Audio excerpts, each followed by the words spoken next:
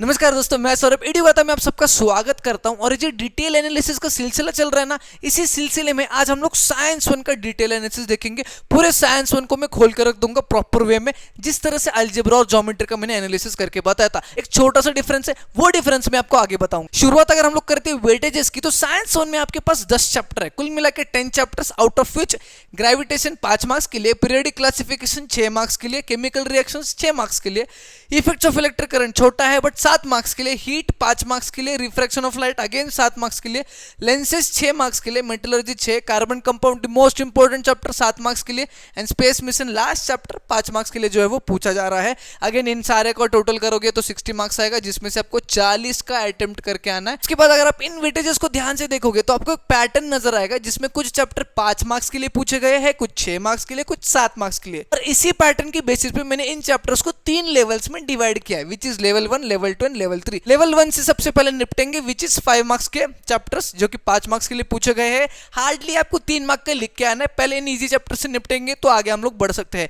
सबसे पहला chapter that you have to do is gravitation, उसके बाद हीट और उसके बाद स्पेस मिशन। लेवल 2 6 मार्क्स के चैप्टर, जहां पे हार्डली आपको 4 मार्क्स का अटेम्प्ट करके आना है। अब इनके बाद लेवल 1 के बाद लेवल 2 के चैप्टर्स को निपटेंगे, जहां पे कुछ अच्छे बढ़िया चैप्टर, कुछ लेंथी चैप्टर्स भी है। पीरियडिक क्लासिफिकेशन है, केमिकल रिएक्शंस एंड इक्वेशंस है, इंपॉर्टेंट चैप्टर है, लेंसेस है, मेटलर्जी है। लेवल 3 अगर बात करें 7 मार्क्स, जिसमें से 5 मार्क्स का लिख के आना है। इन लेवल 3 को लास्ट में निपटेंगे, जहां में सबसे पहले हम लोग इफेक्ट्स ऑफ इलेक्ट्रिक करंट को करेंगे, उसके बाद रिफ्रैक्शन ऑफ लाइट को करेंगे, और सबसे लास्ट में कार्बन कंपाउंड, जो कि सबसे ज्यादा महत्वपूर्ण चैप्टर है, उसको करने वाले हैं। अगर हम लोग शुरुआत करते हैं लेवल 1 के सबसे पहले चैप्टर के साथ, विच इज ग्रेविटेशन। इस ग्रेविटेशन को हमें बस 2 दिन में निपटाना है, 2 दिन में खत्म करना है। अब एक छोटा सा डिफरेंस मैंने वीडियो के स्टार्टिंग में बताया था, वो छोटा सा डिफरेंस ये है कि यहां पर मैं आपको बस इंपॉर्टेंट टॉपिक लिख के बता रहा हूं कि किस तरह से पूछा जाएगा। मैथ्स में अलजेब्रा ज्योमेट्री की तरह सारे टॉपिक्स लिख के रेड मार्कर्स नहीं करने वाला हूं यहाँ पे, ठीक है। जिसका मतलब ये भी नहीं बनता कि आप बस इन टॉपिक्स को जाके पढ़ो, बस इन टॉपिक्स पे फोकस करो। नहीं, सबसे पहली चीज आपको ये करनी है कि जो 2 दिन में दे रहा हूं, इनमें से आपको 2 से 3 घंटा निकालना है अपने टेक्स्ट बुक में। इस चैप्टर को अच्छे से थरोली पढ़ना है। उसको पढ़ने के बाद आपको इन टॉपिक्स पे कुछ ज्यादा फोकस करना है, जिसमें सबसे पहला टॉपिक अगर हम बात करें दैट इज केपलर्स लॉ, जिसपे थ्योरेटिकल क्वेश्चन हर अल्टरनेट ईयर पूछा जाता है। Second is magnitude of centripetal force. Magnitude जो है, मतलब सेंट्रीपिटल फोर्स का जो मैग्नीट्यूड है, जो फॉर्मूला है F इज इक्वल टू जो भी है उसका वैल्यू है, उसका एक्सप्रेशन प्लस उसका छोटा सा डेरिवेशन याद में रखना, ध्यान में रखना, और उस पर कुछ न्यूमेरिकल्स अगर दिए तो प्रैक्टिस करना। वाई बिकॉज ये 1 मार्कर्स में पूछा जाता है। Next is mass and weight. Mass and weight पे थ्योरेटिकल क्वेश्चन पूछा जाता है, एंड मोस्टली गिव रीजन इस पे आपका पूछा जाने वाला है।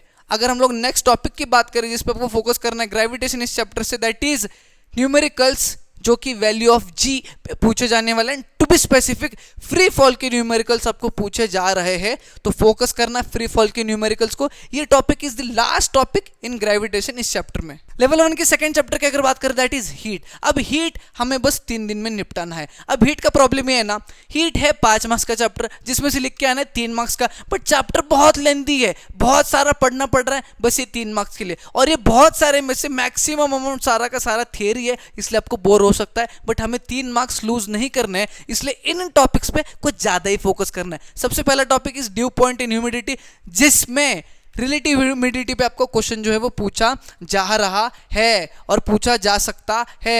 Specific heat capacity, specific heat capacity का ये एक एक्टिविटी और ये टेबल, ये 2 चीजों को ध्यान में रखना, ये 2 चीजों को पढ़ के जाना।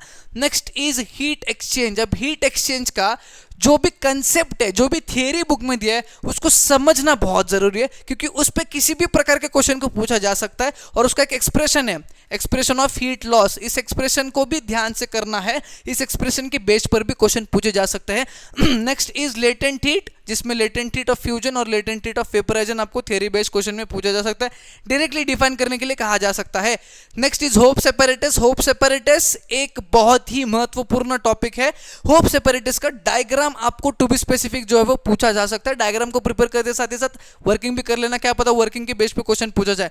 Last is question number 2 and question number 5 from your text book exercise. आपके टेक्स्ट बुक एक्सरसाइज में ये 2 प्रश्न जो दिए हैं, question number 2 and question number 5, इनको बिल्कुल भी मिस नहीं करना करना ये बहुत ज्यादा इंपॉर्टेंट है। Third chapter, last chapter, that is space mission, जो कि अगेन आपको 3 दिन में ही खत्म करना है। स्पेस मिशन के साथ ये प्रॉब्लम है कि स्पेस मिशन पूरा का पूरा थ्योरेटिकल चैप्टर है, इतने सारे टॉपिक्स पे हमें फोकस करना है बस उन 3 मार्क्स को गेन करने के लिए, तब भी हम लोग फोकस करेंगे। आउट ऑफ इट सबसे पहला टॉपिक इज न्यूमेरिकल्स, जहां पे escape velocity and tangential velocity के बेस पे न्यूमेरिकल्स दिए गए हैं। अब हालांकि न्यूमेरिकल्स पूछने की संभावना तो है, प्रैक्टिस हम लोग करेंगे। जिस चैप्टर में न्यूमेरिकल्स होते हैं उन चैप्टर के न्यूमेरिकल्स हम लोग प्रैक्टिस करके जाएंगे, उसको हम लोग छोड़ेंगे नहीं। तो एस्केप वेलोसिटी टेंजेंशियल वेलोसिटी के न्यूमेरिकल्स को प्रैक्टिस करना। पेज नंबर 142 143 अच्छे से रीड करने के लिए मैंने कहा गया है। ये जो पेज नंबर 142 और 143 है, इन 2 पेजेस को अच्छे से रीड करना। इन 2 पेजेस की बेस पे छोटे छोटे एक एक मार्क के क्वेश्चन पूछे जा रहे हैं और उसी में बच्चे गलतियां करते हैं, और कई बार इसमें थोड़ा सा हाई ऑर्डर थिंकिंग स्किल के क्वेश्चन का भी फॉर्मेट आ सकता है इन 2 पेजेस के बेसिस पे, इसलिए ढंग से प्रिपेयर करके जाना। नेक्स्ट इज टेबल, जहां पे टाइप्स ऑफ सैटेलाइट, ये जो टेबल आप देख रहे हो टाइप्स ऑफ सैटेलाइट का, ये जरूर प्रिपेयर करके जाना है। नेक्स्ट इज 136 पे फुल फॉर्म, ठीक है, 136 पेज पे कुछ फुल फॉर्म्स पूछ दिए गए हैं, इन्हीं फुल फॉर्म्स के बेस पे भी आपको छोटे छोटे एक एक मार्क्स के क्वेश्चन पूछे जा सकते हैं।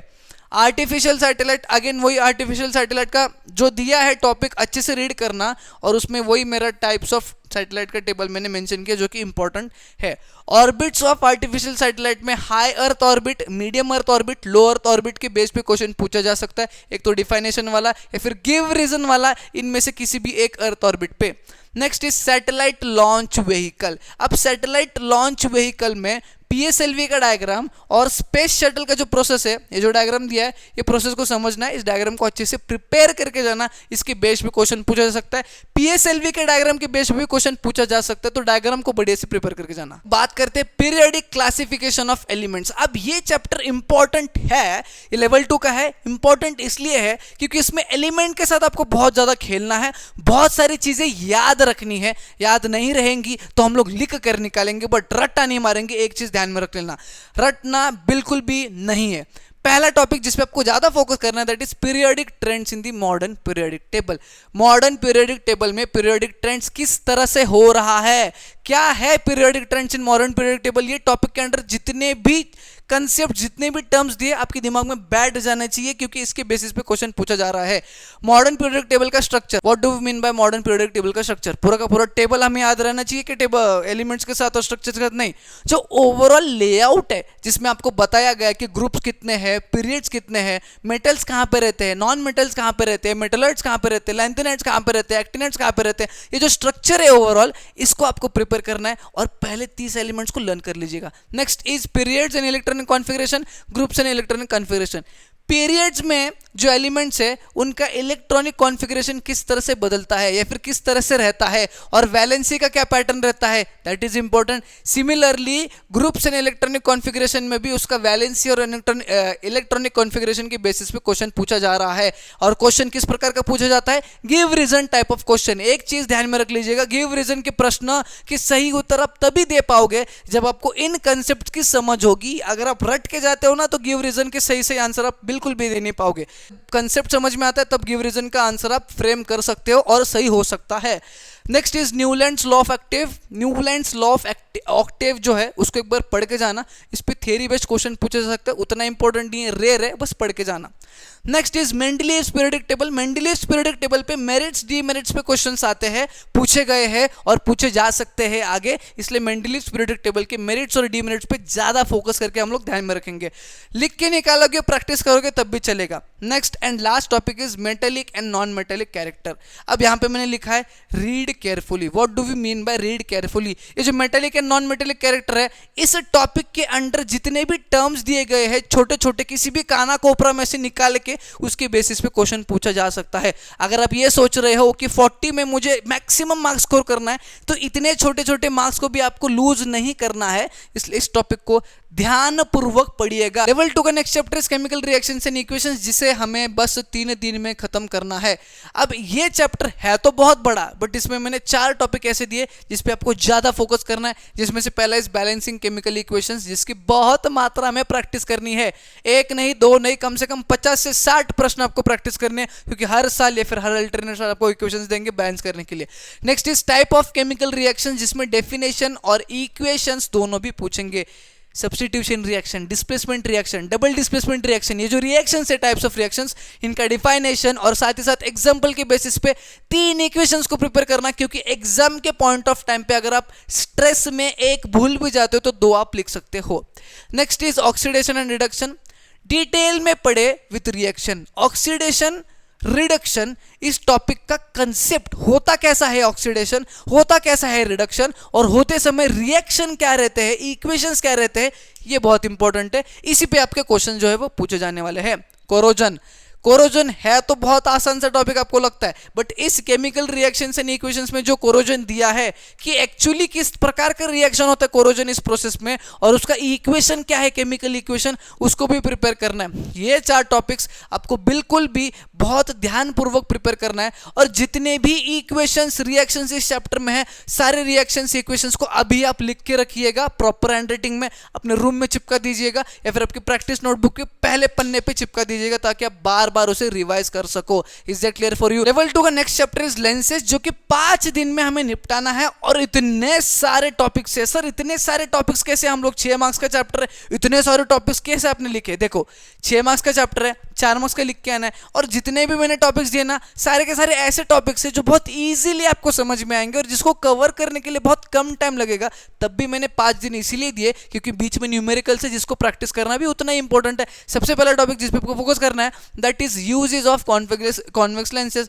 कॉन्वेक्स लेंसेज के यूजेस पे जो क्वेश्चंस पूछे जा रहे हैं ना, वो सिंपल एंड कंपाउंड माइक्रोस्कोप पे पूछे जा रहे हैं। इसका मतलब ये जो टॉपिक है यूजेस ऑफ कॉन्वेक्स लेंसेज, इसको थरोली प्रिपेयर करना है और लिख के निकालिएगा, बस रट के पढ़ के मत जाना, भूल जाओगे एग्जाम में। Next is defects of vision and correction. अब ये विजन के जो डिफेक्ट्स है, मायोपिया, हाइपरमेट्रोपिया, प्रेसबायोपिया, इसका मतलब ये डिफेक्ट है क्या, पहले तो इसका करेक्शन कैसा होने वाला है, और इस डिफेक्ट का डायग्राम, ये सारी चीजें आपको प्रिपेयर करनी है। क्योंकि डायग्राम देके ये 2 चीजें पूछ सकते हैं, फिर ये 2 चीजें देखकर डायग्राम भी पूछ सकते हैं। Next is human I and working.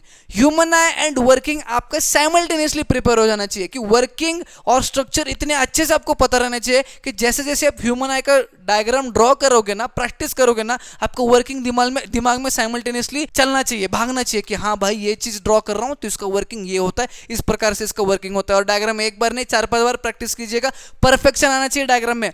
Next is the change in the shape of lens. जब एक ह्यूमन आए दूर की चीज देखता है तो उसके लेंस की शेप अलग हो जाती है, पास की चीज देखता है तो शेप अलग हो जाती है। वो कैसे हो जाती है? With the help of diagram you have to explain. Next is numericals, जो कि magnification, power, combination of lenses और लेंस फॉर्मूला के बेस पे जो है वो आपको पूछ सकते हैं। इनके ढेर सारे न्यूमेरिकल्स को प्रैक्टिस कीजिएगा। Next topic is magnification and power का थ्योरी, जहां पे डेफिनेशन बेस्ड क्वेश्चन पूछे जा सकते हैं। बेसिक टर्मिनोलॉजी जो है आपके प्रिंसिपल एक्सिस, प्रिंसिपल फोकस, ये सारी चीजें जो है आपके रेडियस ऑफ कर्वेचर वगैरह वगैरह, इन पे छोटे छोटे क्वेश्चंस एक्सपेक्टेड है, तो एक बार ध्यान से पढ़ लीजिएगा, समझ लीजिएगा। Images form by convex lenses for different positions of the object, इसका एक टेबल दिया गया है। ये टेबल आपको ढंग से प्रिपेयर करना है, इस टेबल को रटना नहीं है, आपको समझना है कि जब एक ऑब्जेक्ट यहां पे रखा जाता है तो उसका इमेज कुछ इस प्रकार से बनता है और क्यों बनता है। जब आप समझोगे तब आप इस टेबल को अच्छे से प्रिपेयर कर पाओगे, रटोगे तो भूल जाओगे, क्योंकि टेबल की डायरेक्टली बेसिस पे क्वेश्चन पूछे जा रहे हैं। लेवल 2 का लास्ट चैप्टर इज मेटलर्जी, जिसे हमें 5 दिन में निपटाना है। मेटलर्जी है तो ठीक ठाक चैप्टर, कुछ बच्चों को बोरिंग और गुस्सा आने वाला चैप्टर लग सकता है, कुछ बच्चों को इंटरेस्टिंग चैप्टर लग सकता है। पहला टॉपिक जिस पे आपको फोकस करना है that is reactivity series of metals. This is the most important topic in this chapter. इसकी बेसिस पे क्वेश्चन हर साल या हर अल्टरनेट साल पूछा ही जाता है। Next is chemical properties of non metals. Non metals के केमिकल प्रॉपर्टीज को ध्यानपूर्वक पढ़े, क्योंकि छोटे छोटे question are expected. Next is prevention of corrosion. यहाँ पे कोरोजन को प्रिवेंट करने के लिए कुछ मेथड्स बताए गए हैं, उन मेथड्स को अलोंग विद द डायग्राम आपको प्रिपेयर करना है। सारे मेथड्स प्लस डायग्राम, मैंने कहा डायग्राम को मिस मत करना, डायग्राम का इंपॉर्टेंस मेटलर्जी चैप्टर में बहुत ज्यादा है। Next is reactions of metal. Reactions of metals में मेटल्स को नॉन मेटल्स के साथ, वाटर के साथ, ऑक्सीजन के साथ, हाइड्रोक्लोरिक एसिड के साथ, नाइट्रिक एसिड के साथ रिएक्ट करा गया है। इन रिएक्शंस को पढ़ना, इनके एग्जांपल्स जो इक्वेशंस है इनको भी ध्यानपूर्वक लिख के प्रैक्टिस करना is important topic in this chapter. Similarly reactions of non metal, non metals को भी आपका वाटर, ऑक्सीजन और डाइल्यूट एसिड वगैरह के साथ जो है वो रिएक्ट करा है, उनका एग्जांपल्स, इक्वेशंस भी दिए, उनको भी प्रिपेयर करना है। Concentration of ore is like again an another important topic, जहां पे आपके मेथड्स कुछ दिए हैं, उन मेथड्स का एक्सप्लेनेशन आपको आना चाहिए और उनके डायग्राम के साथ आपको आना चाहिए, ठीक है। एक्सप्लेनेशन टेक्स्ट बुक में बहुत लंबे लग सकते हैं, अगर आप रटोगे तो आपको लंबा लगेगा, अगर आप समझोगे और अपने ओन वर्ड्स में पॉइंट वाइज फॉर्मेशन करोगे तो आपको पता नहीं चलेगा कि कितने अच्छे तरीके से आपने इन मेथड्स को प्रिपेयर किया है, that too along with the diagram. चलो अब हम लोग बात करते हैं 7 मार्क्स के चैप्टर, दैट इज लेवल 3 के चैप्टर्स। सबसे पहला chapter is effects of electric current, जिसे 3 ही दिन में निपटाना है। सर 7 मार्क्स का चैप्टर आप 3 दिन में कैसे निपटा रहे हो? क्या करो यार, चैप्टर इजी है, इजी चैप्टर, छोटा चैप्टर 7 मार्क्स के लिए दिया, तो मेरी तो क्या गलती। सबसे पहला topic is all type of numericals. All type of numericals, जितने भी टाइप ऑफ न्यूमेरिकल्स आपके टेक्स्ट बुक में दिए गए हैं, along with the solved example जो दिए अंदर, और उसके बाद जो अनसॉल्व्ड है वो, और कुछ एक्स्ट्रा मिलते हैं तो वो भी, उन पे भी फोकस करना है। Derivation of the formula, heat और पावर का डिराइवेशन दिया है, उस डिराइवेशन को 1-2 बार प्रैक्टिस कीजिए। आपको पता रहना चाहिए कि किस तरह से फॉर्मूला आया है, किस तरह से जो फाइनल वैल्यू है ये किस तरह से आई है। Next is heating effects of electric current.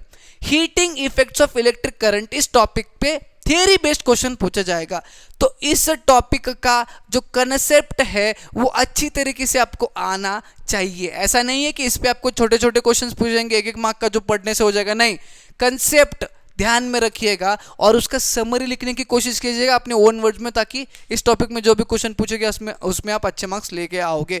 Electric motor is again like the most important topic. Motor का डायग्राम, मोटर का वर्किंग, मोटर का प्रिंसिपल, तीनों की तीनों आपको आना चाहिए एकदम बढ़िया तरीके से। हर साल या हर अल्टरनेट साल ये पूछा ही जा रहा है क्वेश्चन, इसको मिस हम लोग नहीं करेंगे।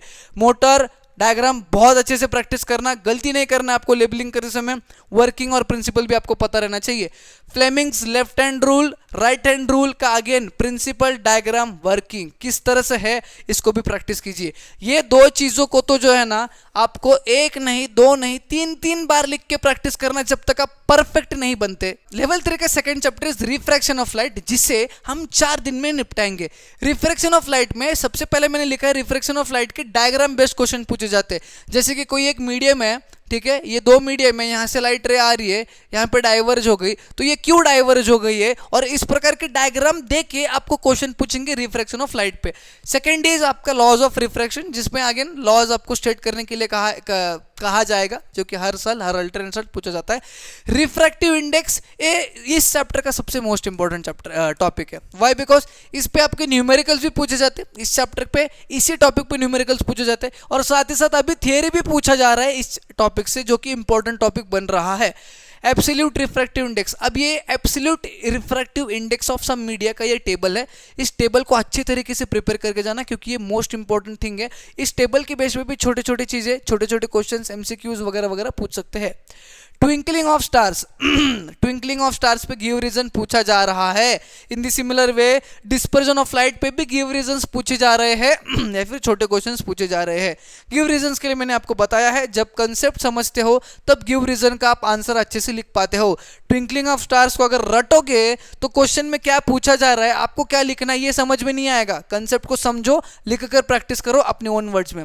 Next is partial and total internal reflection. यहाँ पे मैंने बोला है कि रीड इट ओनली, अच्छे से पढ़िए ताकि वो टॉपिक कंप्लीटली समझ में आए। वैसे तो इतना इंपॉर्टेंट है नहीं, रेयरली पूछा जा सकता है, बट अगर पूछा जाता है तो you should be able to attempt the question from this topic, इसीलिए मैंने कहा है अच्छे से पढ़िएगा। तो चलो बात करते हैं most important chapter of your science 1, that is carbon compounds, जिसे हम 6 दिन में निपटा रहे हैं। 7 मार्क्स का चैप्टर 6 दिन में खत्म कर रहे हैं, कुछ बच्चों के लिए 7 दिन भी लग सकता है।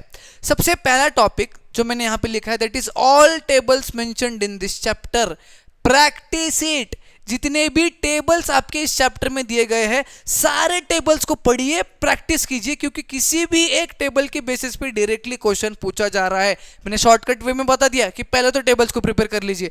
Second is reactions of acetic acid and sodium carbonate, इसका एक एक्टिविटी दिया है, ये देखिएगा, इसको अच्छे से प्रिपेयर करके जाना है। यहाँ पे आपका प्रोसेस, डायग्राम और रिएक्शन तीनों की तीनों चीज उतने ही इंपॉर्टेंट है। Is that clear for you? ये मिडल ऑफ द टॉपिक मैंने क्यों निकाला, reactions of acidic acid and sodium carbonate, मैंने देखा है कि ये 2-3 सालों में पूछा जाता है और इसका जो पूछने की पॉसिबिलिटी है वो इस साल है।